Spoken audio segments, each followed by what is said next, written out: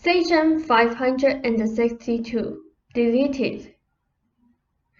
Rob noted, this is the first session held in the backroom studio, where we were free from a lot of regular and potential distractions. Both of you liked the new arrangement very much, and plan to continue it. Seth said, "Good evening. I like our new environment, and I have some comments of a personal nature.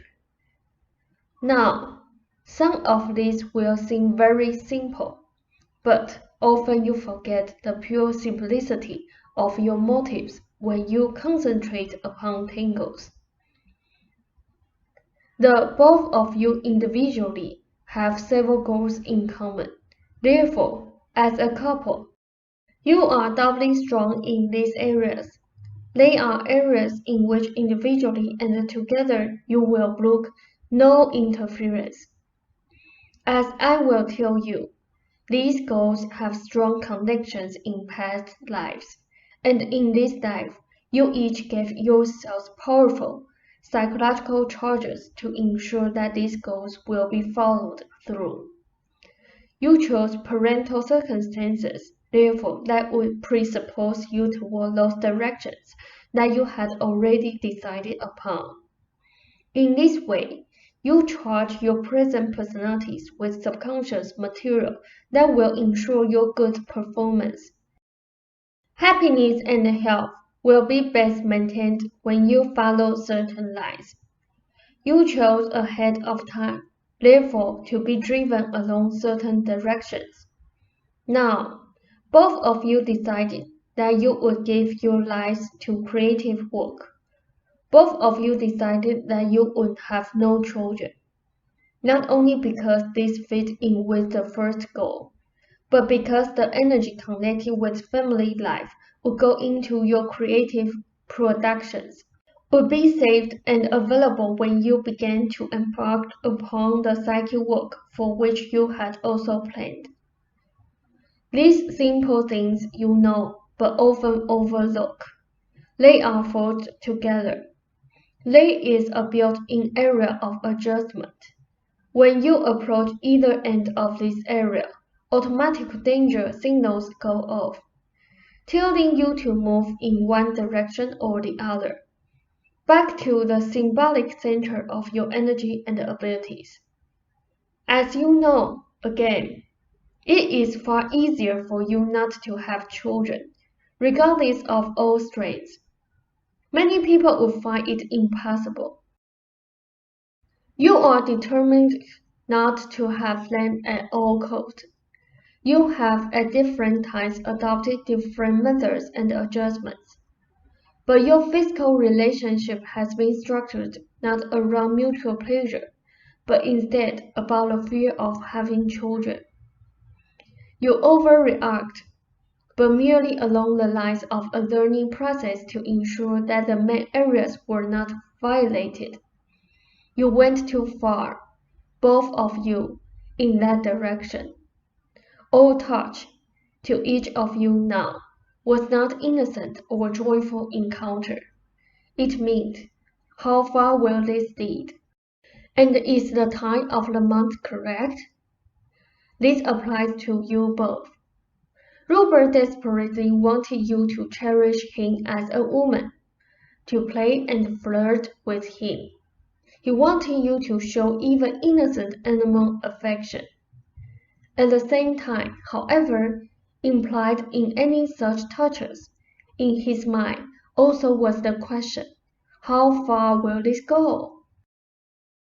You both felt that the most innocent of caresses could destroy the foundation of your lives.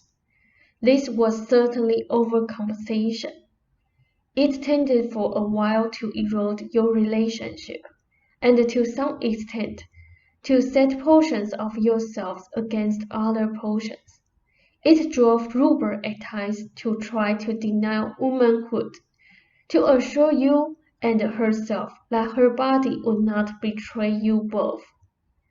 He would not have his periods, thus, he would show both of you symbolically that you need not fear his body, since it obviously was not functioning as a woman's should. This was the reason for his outrage last night. He had done what both of you wanted, and now everyone was angry at him, including himself. But he felt that he had done it merely to reassure you. These ambiguous feelings on both of your parts have much to do with the penis reaction. It does not dare shoot a straight line. Rob noted, half humorously. They said, at the same time, that these sexual feelings operated. The two of you have an extremely powerful psychic bond, and a hidden but definite sense of inner identity. In the physical life, these 6 physical methods of expression. Robert has strong similarly contracting personality characteristics, but seen in the light of the personality's whole purpose, they are not contrasting, but complementary, each one woven with the other toward the main goals. The same applies to yourself. If you realize that unconsciously you both knew of our work from childhood and before, then some of your characteristics will fall into place like mosaic. Robert is powerfully attracted to you, and as a woman, her psychic center is with yours. The magnetism is both from past life experiences and set up ahead of time in this life, so that the both of you would be drawn together and held together, despite the fact of no personal family, no children as a common interest. Therefore, the attraction had to be extremely strong. This applies to you both. Robert had to have and adopted both strong passive and strongly independent characteristics. The passivity and the receptivity as a necessary prerequisite for our work, the independence as a necessary prerequisite to offset the early chosen environment, and also as an aid in dealing with physical communications. The sense of reality was anchored in you, and you both decided upon it before this existence. Therefore, you may sense in Robert at times confusing inclinations toward high independence in one area, and a self-denying dependence in another. Because he is presently a woman, he will react strongly and aggressively if he feels you are drawing too far apart. For this would threaten your life and goals as much as children would. Children in your minds being coming too close together, so you have been constantly between the two poles. Robert's physical symptom has felt the strain simply because both of you feel that it is his body that would be the freight in the child area. You both become panicky, therefore, in two main areas, both that would affect your primary directives, to devote yourselves to artistic and psychic work. You feel frightened if you get too far apart, or if you come too close together physically. Now, knowing this and seeing it clearly in words, you can, I am sure, make adjustments so that you do not go to those extremes. Now, you may take your break, and if you have questions along these areas, I will answer them. Now, for those reasons, you felt most frightened when Robert broke in upon your painting time for intimate relations in the past. This symbolically highlights the whole affair, and brought it too close to consciousness for either of your comforts. He did it precisely for that reason, although he was not consciously aware that he was trying to bring the problem out into the open. You distrust spontaneous relations most of all, for those were the ones most likely to produce the feared results. Therefore, when you had relations, you nicely and symbolically, with beautiful unconscious irony, made sure that they happened when you wanted them least, either on a scheduled basis, or when one of you was tired, or when there was every good possibility to believe that you might be interrupted. Your before-class activities were decided upon because you knew they could not last too long. Now, Ruber chose, as a woman, to have this strong magnetic feeling toward you, and while the same drives pull you both, because he is a woman this time, he is far more than you, sensitive to the luck or ordinary physical endearment. This leads us to a difference in your reactions to these problems. He reacts personally and deeply when you get too far in the direction toward non-contact. This non-contact simply is more easily accepted, comparatively speaking, by you. He feels, however, that his body has been almost cursed by you both, and at its worst reaction, he interprets fairly prolonged non-contact in the following terms. The way Christ cursed the fig tree, that it dare not bloom, that his body is forsaken by you both, unwanted, an orphan child, so that even his good looks as a woman are suspect. He feels therefore a strong division, in that his mind is acceptable, that you both value it, but that his body is unacceptable. On the other hand, however, with his womanly characteristics, he wants to be stroked and physically loved, and when he is not, he feels that you have devoted his body. This is the meaning of the dreams he had in the past about divorce. He feels completely uncherished, and therefore he does not nourish his body, because he does not want more of it. Now, in that way, and he could not explain it to you, because he did not understand it. He did feel completely devoted by you, particularly when he was at nursery school. He felt you had devoted his body, but not you see his mind.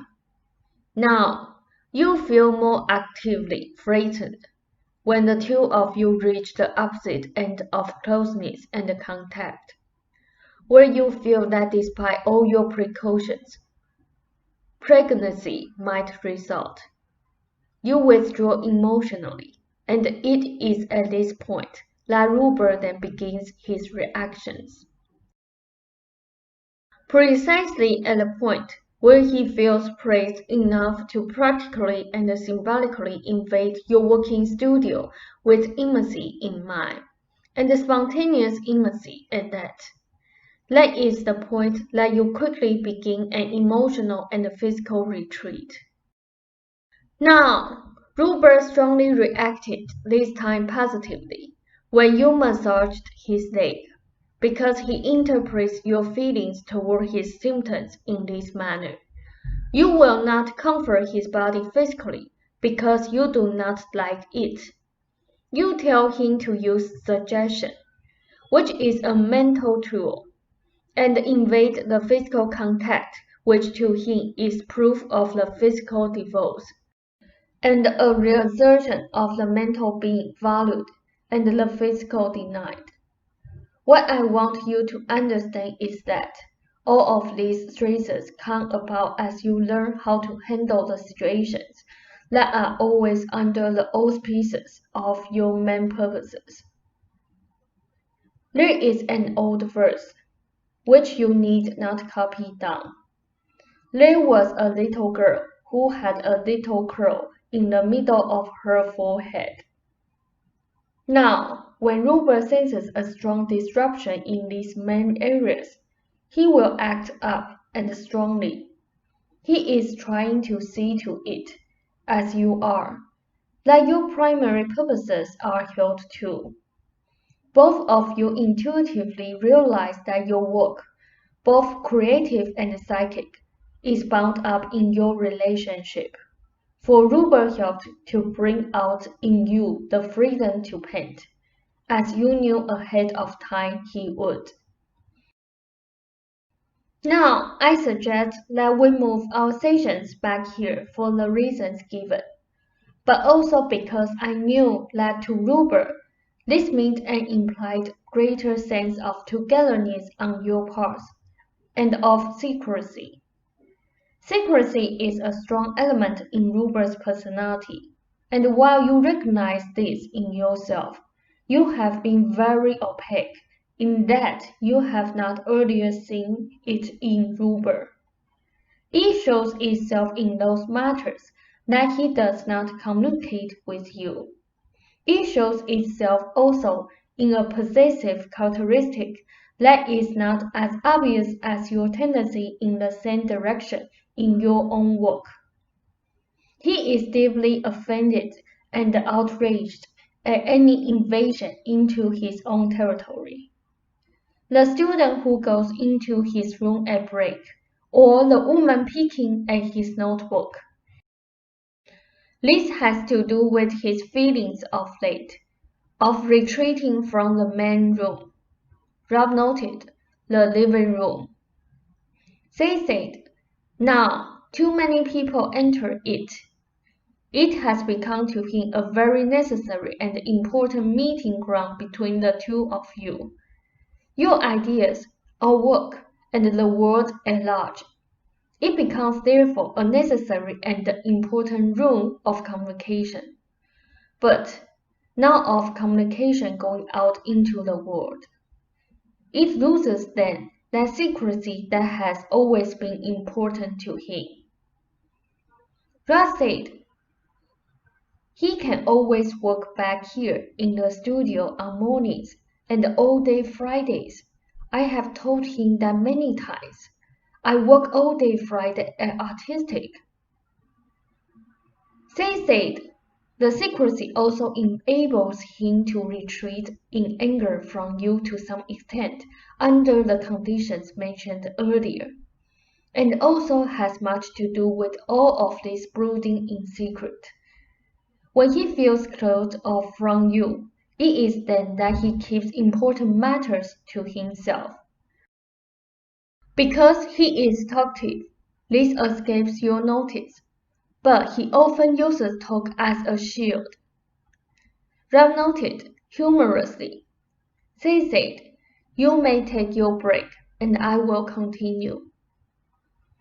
Now, when you were working full-time some years ago at artistic, your fears that Ruber would become pregnant became an obsession. You were already breaking one of your directives, you see, in working full-time at other pursuits, and so you became twice as frightened that you would fall into the world's familiar mode, have children in which case the job would become indispensable. In both of you, your feelings toward work and the children then are closely connected. Ruber at that time tried to comfort you as a woman. Through caresses and offering frequent sexual comfort. You reproached him then, feeling that this would only add to the problem, and he began then to build up this feeling of physical divorce. A point I want to make. These are small, but significant attitudes of his. I suggest frequently the up and down movements and the running, because he must set those legs into activity. I stress, however, that he should make a gain of it. As you know, we have met severe blockage here, and I can now tell you the reasons. It hurt him, of course, to perform the up and down motions particularly, and he interpreted this to mean that you wanted him to torture and humiliate his body further by forcing it to feel the pain, and that, in doing so, he was punishing it further. He interpreted this, therefore, as a punishment of the body, and a mortification in a way of the feminine self. In a strange fashion, the symptoms also served to stress what he felt you were both trying to deny, his femininity.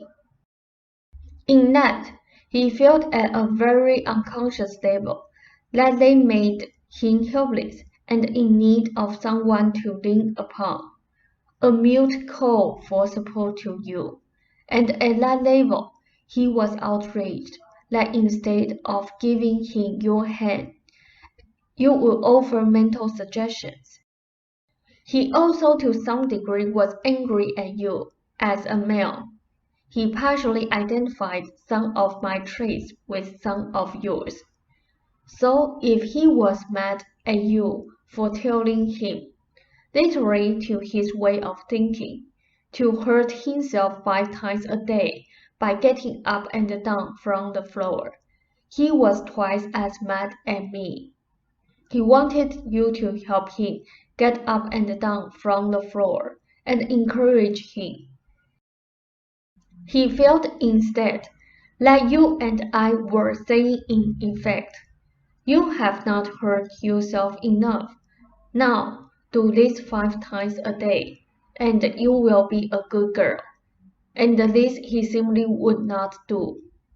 I will tell you another of his secrets. In the past, though, he knew that he exaggerated. When his legs were bothering him, he automatically looked for the nearest available parking place when you were driving. He would never ask you to park close to your destination. He felt it a sign of weakness on his part to even think of it. Yet he also felt that on occasion you showed an annoying lack of sympathy or understanding, and at his worst moments, he would feel that you purposely chose a place further away. That it was for his own good, you thought, that he faced the humiliation in realizing in what poor condition he was.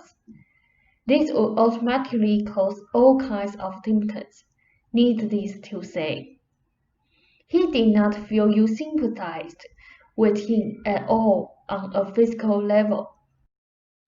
And he felt that his and your attitudes of dealing with the whole matter mentally through suggestion was a way of further implementing the difficulty, the physical divorce.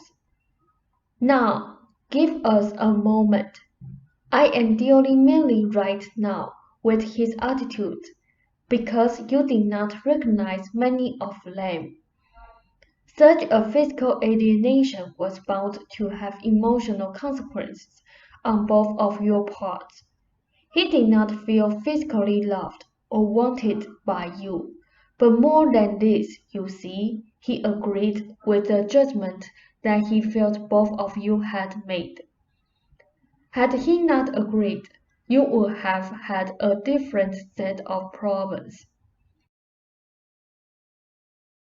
You were actually in agreement to a large extent. Neither of you obviously meant to carry it so far. Understand also, I have been explaining his feelings so that you understand them. I am not saying that you necessarily went to the extremes, as Rupert felt them. Is that clear? Ralph said, yes. Seth said, now, when he felt that physical divorce, you had various attempts to come closer, and you have made strides since obviously the symptoms have lessened. But one or the other of you would become frightened for the reasons given. And lately, Ruber felt an emotional separation might occur, and was occurring. Here again, he threads to the prime directives, for he feels, and so do you. Your work and the sessions create when your relationship goes toward either extreme. The class sessions, incidentally, served to keep the spontaneity available. For the spontaneity of our own sessions suffers when your own relationship is less than the both of you accept. Then it becomes something you want to do and feel you should do, and a strong part of your work. But the spontaneous fountainheads beneath do not have that easy flow, so that flow does not dry up when it does not operate as fully as it ordinarily can in our own sessions. Then it shoots up and appears in class sessions as a precaution, and simply because the fountainhead as such will not dry up, but seeks its natural release. For this reason, to some extent, you have distressed the class sessions, feeling that the strong personal basis of the sessions with you and Ruber was escaping you. Symbolically, you also compared that spontaneous flow with salmon, creative abilities, and were jealous of it getting away from you. Ruber was aware of this on one level. He also felt that this was the main reason why you had nothing to do with class, refused even once to attend it. He felt it was depriving you, not only of, say, a private session if Ruber did not hold the following regular one. You also felt that the sexual activity you were not getting from Ruber was being channeled instead psychically where you were getting no benefit. To use this energy in private sessions was all right, because it was a joint performance, a private one, and you both directly benefited. For Ruber to have a session without you and for strangers was something else, particularly when you felt you were also being denied in your bed. Do you see the connections? Rob said, yes. They said, Ruber sensed this feeling, and it was often in reaction against it that we did not have our next private session, and hence the buried connection. If you do not love me, I will not have a session for you. He mentioned the Saturday morning occasions himself lately. He gets better as the day goes on, physically. He has been much more comfortable when he is alone in the mornings and you are at work, because he feels you do not see him at his worst. This is one of the main reasons why he seems to have such great difficulty in getting up in the mornings during the week, where at least he felt he could arise with some dignity alone, and if he was a mess, you would not be there to reprove him. Weekend mornings, you are here to observe. Then, to top it off, following his subconscious reasoning here, for he has scarcely been aware of this, you would not only observe him, but to his way of thinking, force him to make a public spectacle of his condition. He went through all kinds of pretenses, smiling when he tried to go down the stairs, trying to tell himself that it did not hurt, and far too upset to make use of the unending line of positive suggestions he tried frantically to give himself. So, when you said, you do not try to help himself, he was so angry, he was nearly speechless. He felt you a stern taskmaster, and the logic as being, the worse you feel, the more you should drive yourself. But he felt this also. You see, it was much more important to take a walk when he did not feel good than when he did. Now, this is true. However, he interpreted this to me, because I do not want to go, I should, which is not the same thing. I am not explaining this particular paragraph of material as clearly as I would like. There are some fine distinctions verbally that are difficult to make clear. The spontaneity of action as a result, however, was extremely difficult. The energy has been blocked. You saw it briefly in his fit of anger. Because of your past life connections, and I will see to it that you get this material. He chose to put all his eggs in one basket, so to speak, as you did. But he also chose to divest himself of any distracting family references in later life, as far as his own parents were concerned. He relates warmly to others, but he relates deeply only to you. His nature is strongly emotional, so he becomes more panicky than you when you approach. Again, the far side of your safe contact line, where you become panicky when you reach the close side of the same line. You have, however, unknowingly an unconscious supportive relationship simply as a result of the identity of your family. You may dislike it or isolate yourself from it, but it exists. He has never known that particular kind of belonging, and therefore his sense of belonging in that regard is connected with you alone. Your relationship exists strongly and validly on many more levels than those between the majority of marriages.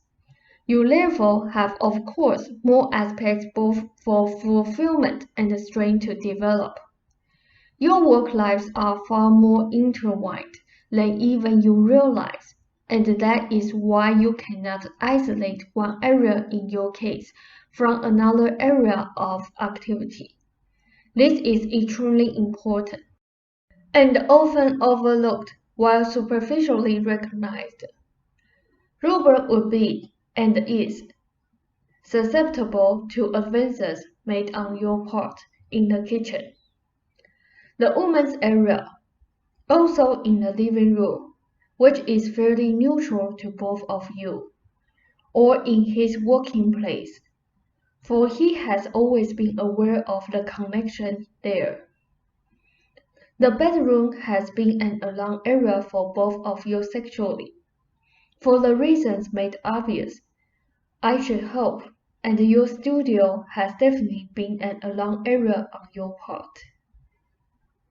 On one level, Robert grossly misinterpreted your reaction here, since he was susceptible and knew it in his work area. He erroneously supposed you would be. The fact is that Robert working attracts you sexually, and you working attract Robert sexually. You, however, being the male breadwinner as well as artist, feel most frightened by sex when you are working, because pregnancy could frighten the artist. So your attitudes in that regard and the reactions will be mixed but usually adverse. Now, before I close a note, in your combined backgrounds, you nicely chose situations in which parents did not have ordinary sexual relationships. Yours did not sleep together for years, and you are quite familiar with that pattern. You could have very nicely decided upon separate bedrooms or beds. It would fit in with your family background, and also with the situation. This is one peril that you did avoid, for it would have allowed you to go even further along the non-contact lines. There were not even two sexes in Rupert's early household. Neither of you then had ordinary sexual family patterns that you would seek to emulate, or that would be deeply ingrained, all in line with what you had chosen. Now, I will close. These are important points, however. If you have questions, I will answer them. I thought your hands would be quite tired by now. Ralph said, they are. Let us go over this material and then we'll ask questions from there. I am trickled to death to get all the information. They said, I will indeed. Ralph said, thank you very much. They said, my heartiest regards to you both. Ralph said, the same to you. Thank you, Seth.